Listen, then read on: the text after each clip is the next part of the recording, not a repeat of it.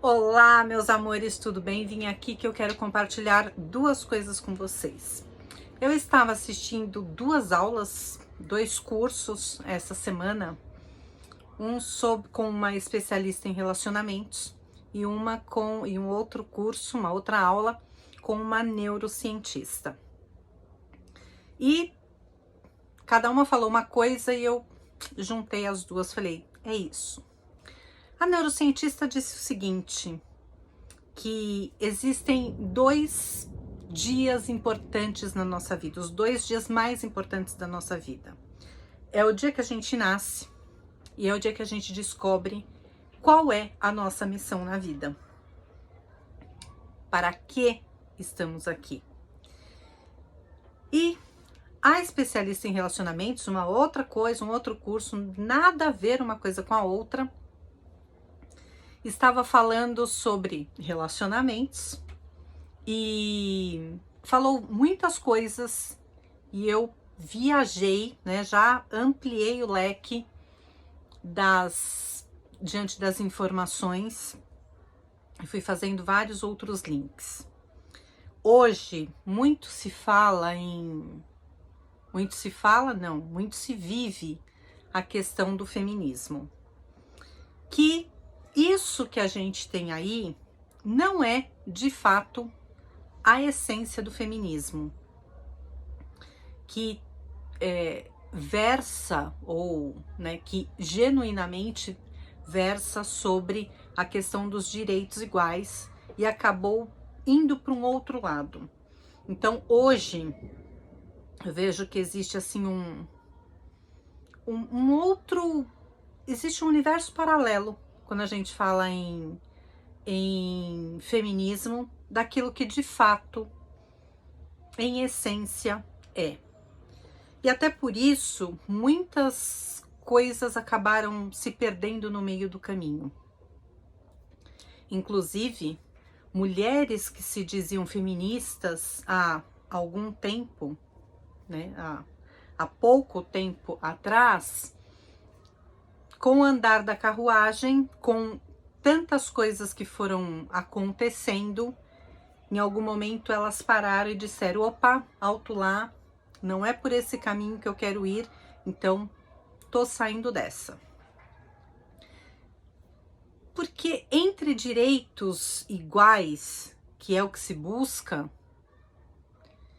e toda uma outra esfera do feminismo que passou um pouco do ponto, existe, como eu disse, um universo paralelo, existe um abismo gigantesco.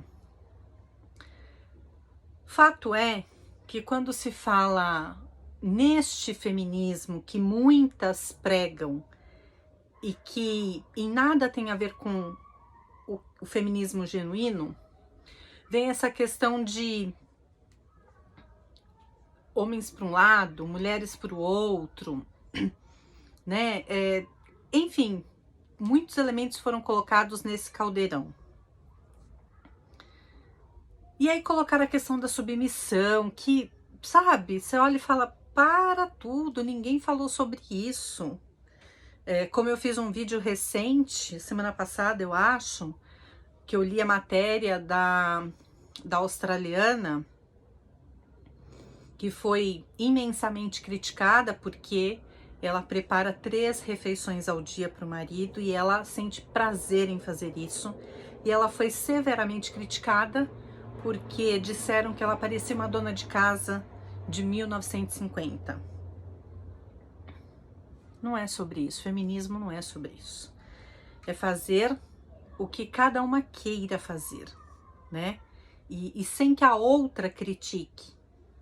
Então, existe espaço e o gosto do que fazer, como fazer, por que fazer, do jeito que quiser fazer. Como eu já mencionei vários itens nesse vídeo da semana passada. Então, virou uma guerra de narrativas entre as próprias mulheres. E hoje se fala muito em, é mulher, mas é machista. Por quê? Porque não comprou esse discurso de Nossa, que absurdo! Você faz comida para o seu marido? Você põe no prato? Você põe à mesa, né? Mas como assim, né? Ele tem mão, ele tem perna, né? Ele sabe fazer. Que absurdo isso! Não é absurdo. Porque se a pessoa quiser fazer, se a mulher quiser fazer, ela sentir prazer, ela estiver satisfeita com o que ela está fazendo, quem é a outra mulher que vai dizer, ditar regras? É assim, assim, assim, assim. Então, alto lá. Então, muito se fala na questão de, se coloca nesse cenário de, mas a mulherzinha, né, a Amélia, ela prepara as refeições, ela põe a mesa, ela tira a mesa, ela lava a louça. Que absurdo! Ela ainda trabalha fora, ela ainda cuida das crianças. Mas tem, sabe, não tem porquê ditar regra na casa alheia, na vida alheia. E dentro desse cenário todo surge a palavra submissão. Porque é submissa, tá sendo submissa a um homem. E aí nesse curso que eu estava fazendo com essa especialista em relacionamentos, ela falou uma coisa interessante. Ela mostrou a diferença entre, num casamento, não é submissão. Não deve haver submissão, mas deve haver submissão. E aí que eu fiz o link com a aula da neurocientista, do curso da neurocientista. Se os 2 dias mais importantes são o dia que a gente nasce, o dia que a gente descobre, entende, internaliza, vivencia a nossa missão, e num relacionamento a gente não tem que viver submissão, né? Estar num estado de submissão, mas sim sob missão. Quando a gente se une a alguém, a gente tem que entender, descobrir qual é a missão desse relacionamento. Estamos juntos com qual objetivo? Para quê? Não é por quê. Porque o porquê vai trazer respostas mais fáceis, soltas, rasas, nem sempre com propósito. Mas quando a gente busca o para quê, aí a coisa muda de figura. Então, eu trago te faço um convite, né, a essa reflexão. Como está o seu relacionamento? Existe essa submissão? Qual é a missão do casal? Pense nisso. Tô jogando assim sementinhas para que vocês reflitam, mas se fizer sentido para vocês, porque para mim fez total, né? Mas se fizer sentido para vocês, assim como fez para mim, então eu venho aqui jogar essas sementinhas para que vocês pensem, para que vocês reflitam em casal, né? Coloque essa questão aí para ser conversada sobre essa submissão aí no seu casamento, no seu relacionamento. E é por isso que eu também estava vendo algumas pesquisas, algumas estatísticas, que cada vez mais casais se separam,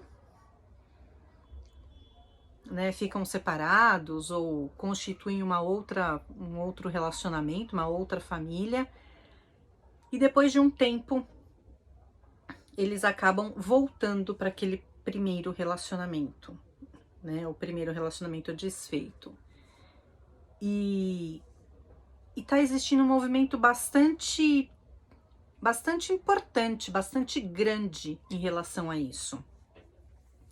E quando a gente começa a esmiuçar, a estudar, a pesquisar de fato este movimento de regresso e buscar os porquês, a gente entende, vai juntando esses pedacinhos todos e entende que lá naquele primeiro que foi desfeito, aquele primeiro relacionamento que foi desfeito, ali, lá na frente depois, né, é um movimento de ir e vir, lá na frente depois, entende-se, percebe-se que a missão estava lá atrás e que por algum motivo, esse motivo fez essa situação, fez com que fosse desviado a rota e que nesse desvio encontrou-se um outro porto, mas que esse porto muitas vezes ele torna-se temporário, porque não encontra ali um porquê, né? Aliás, encontra-se um porquê, mas não encontra o para que estou aqui. E aí começa, é impossível, a gente fala sempre, o tempo todo, até diante de outros cenários, não compare, não compare, não compare isso, não compare aquilo, não se compare a ninguém, não compare situações, não compare nada. Mas é impossível, porque o tempo todo, assim como é impossível não julgar, que todo mundo fala, não julgue, não julgue. É impossível não julgarmos, não compararmos. E neste movimento existem sim as comparações. Comparações estas mais, por vezes mais sutis, por vezes mais severas, mas as comparações elas existem. E quando você está no momento, você saiu daqui, você veio para cá e aqui você fala, para que isso? E você não encontra o para quê, mas você encontra o porquê. Por que eu saí daqui e vim para aqui? Ah, foi para isso. Mas eu consegui encontrar esse para isso? Esse para quê? Não, porque o motivo, né, a missão, muitas vezes não está aqui. Ela está aqui. E é onde tem esse movimento de volta. Às vezes funciona, às vezes não, né? Não a missão em si, mas esse movimento de literalmente voltar. Muitas vezes, né, muita coisa já aconteceu e que não é mais possível voltar de onde partiu. Mas por isso que é importante, e muitas vezes dá.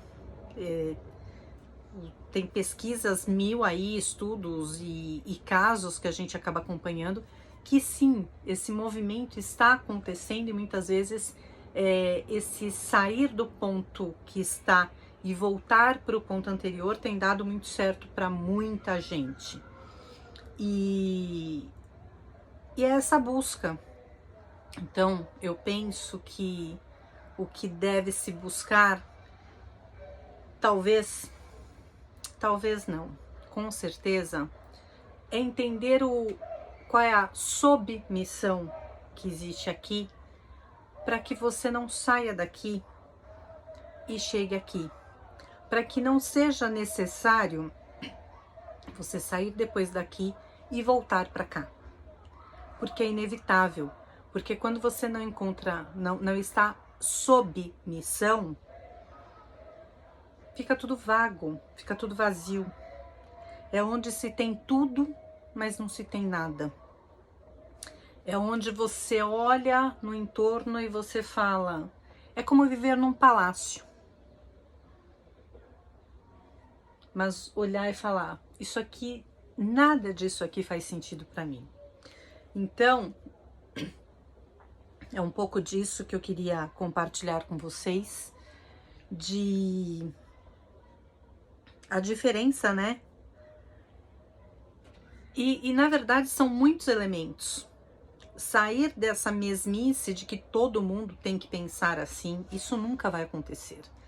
Apesar que querem muito que assim seja feito. Ah, porque deve ser assim, tem de ser assim. Não tem nada, né? O que tem que ser assim é o que é importante para nós. E essa escolha, essa decisão, ela é individual, né? Ela é individual de cada um. Gislene, que absurdo, você está falando individual de cada um. Claro que individual é cada um. Sim, eu quero dizer que ela é individual de cada um. E depois, ela é individual desse casal. Primeiro eu comigo, depois eu frente ao outro, que faz par comigo. Por isso que eu tô falando individual de cada um e depois individual do casal, onde eu sempre falo que cada caso é um caso. Que cada, sabe, uma coisa, outra coisa, outra coisa. Não há como colocar a questão de os relacionamentos devem ser assim, como se colocassem em caixinhas. Não tem essas caixinhas. Então é sobre isso que a gente precisa pensar. Eu acho que é muito disso. E é isso, gente. Bora.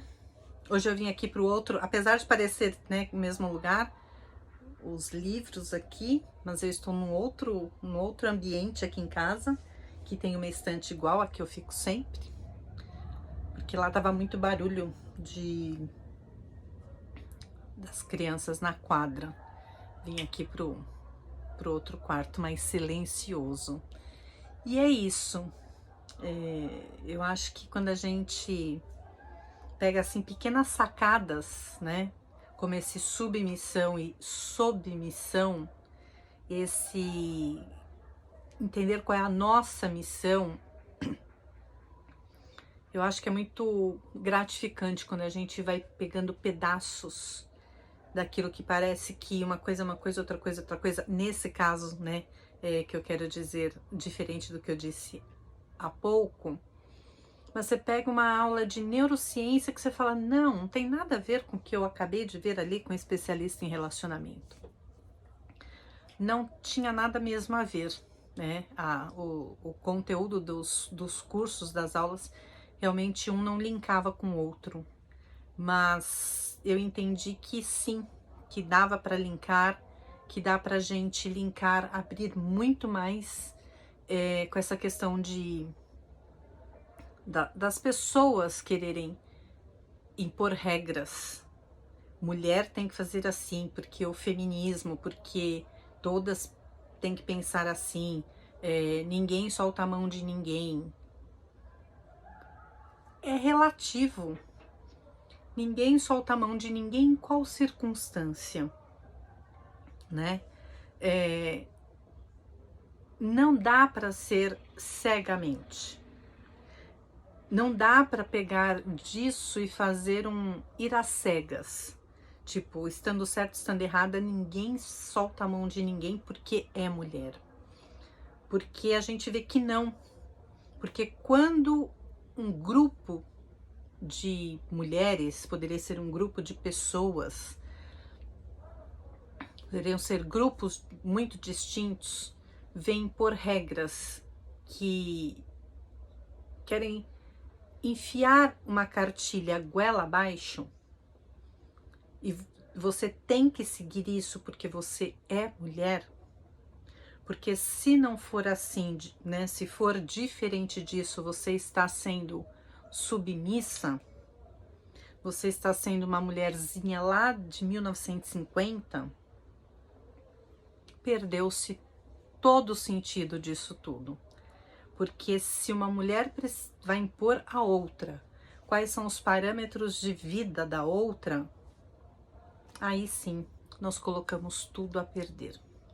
Eu acho que a causa é válida quando a gente busca direitos iguais, quando a gente busca esse estar de igual para igual na sociedade, nas questões que abarcam.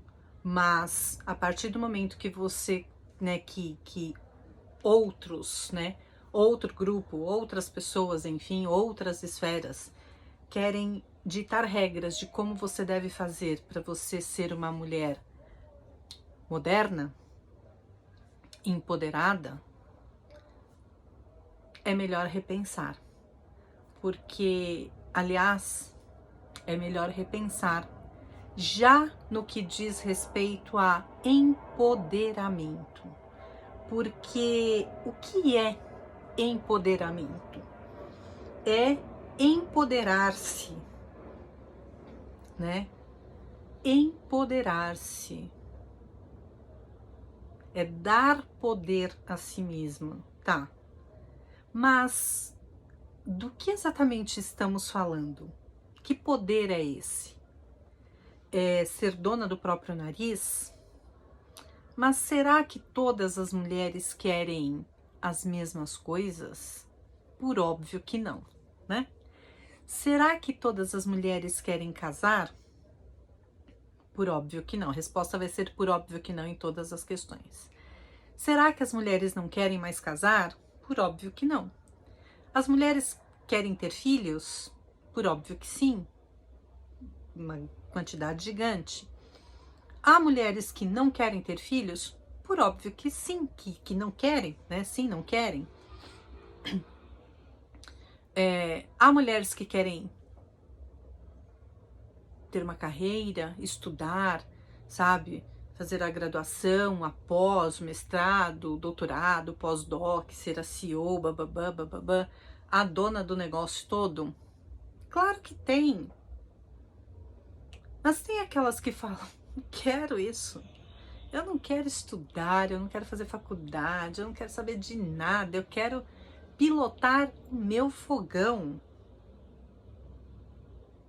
E tá certo, a gente tem que buscar aquilo que dá prazer pra gente. A gente não tem que entrar em caixinhas, né? Esta é a bolha que me cabe. Não. E pode ser que seja, mas é a gente que tem que descobrir. Então, empoderamento é empoderar-se das suas verdades. Seja ter uma dúzia de filhos, lavar, passar, cozinhar, pôr a mesa, engomar a camisa, pôr para quarar, seja ser CEO da, sabe, da multinacional. Tá tudo certo. E não cabe a nenhuma outra mulher dizer que, ai, que ridículo, né? Não cabe essas discussões menores. É aí que a gente sai da missão, da submissão, e entra na submissão. Pior ainda fica quando sai, querendo sair da esfera da submissão de um casamento, por exemplo, e cai na submissão de regras de um grupo. E aí você fala, mas eu saí daqui e caí ali, né? Então, antes de sair daqui e cair ali, ou de sair dali e cair aqui, você tem que saber quem é você. E para saber quem é você, a gente parte daquele conjunto de autos todos, que a gente corre para lá, corre para cá, não tem como sair desse conjunto de autos. Então fica aí o convite à reflexão, a todas essas questões, porque elas são nobres de despendermos tempo e nos debruçarmos sobre elas para buscarmos as nossas respostas, não aquelas que este grupo, aquele outro diz para você que é assim que tem que ser. Não existe isso de é assim que tem que ser. Quando disserem isso, a pergunta que vem é: quem disse isso? É assim que tem que ser para quem? Isso é verdade? É. Mas para quem? Me serve? Me cabe?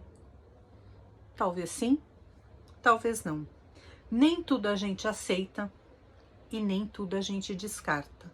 É sempre um apanhado e a gente vai peneirar e vai falar, deixa eu ver o que me serve e o que não me serve. O que me servir, eu guardo comigo. O que não me servir, eu descarto e está tudo bem. Não me serve, mas pode servir a outra mulher. E tá tudo bem. O que não tá tudo bem é dizer, ah, você não pensa assim, você não age assim, então se você não está a meu favor, você está contra mim. Isso é uma atitude, é um pensamento, é uma reflexão, é um comportamento raso demais para quem busca respostas mais elaboradas, né? Não existe resposta simples para questões complexas. Faz sentido para você? Se faz, compartilhe aí com outras mulheres, para que cada uma encontre o seu caminho, sem que nenhuma delas precise colocar o dedo e dizer, você tem de fazer assim, ou se você está fazendo assim, você é retrógrada, você é lá do século passado. E se for? Qual é o problema? Se for e ela estiver feliz, quem é você, eu, qualquer outra, para dizer isso não está certo? Quando a gente aprender, sabe qual é o verdadeiro sentido de empoderamento? É quando a gente olha no espelho e se reconhece, seja nestes moldes ou em outros distintos. Fica aí a reflexão. Beijo para vocês.